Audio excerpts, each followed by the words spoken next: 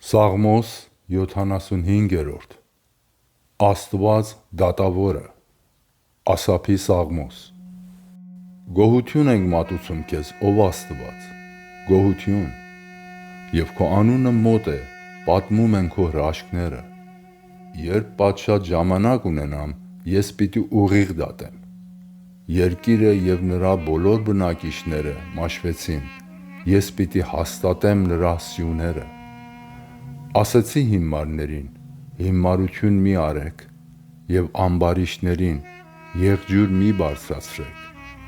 Ձեր եղջյուրը մի բարձրացրեք դեպի վեր, մի խոսեք գոռոզամիտ կերպով, որովհետև Բարձրյալը ոչ արևելքից է, ոչ արևմուտքից և ոչ էլ անապատից, բայց Աստված է դատավոր։ Սրանց հացրացնում է, նրան բարձրացնում, որովհետև բաժակ կա Տիրոջ ձեռքին և եփվում է պղտորությամբ լցված գինին, գինին թափվում է նրանից, բայց հիրավի երկրի բոլոր ամբարիշտները պիտի քամեն ու խմեն նրա մրուրները։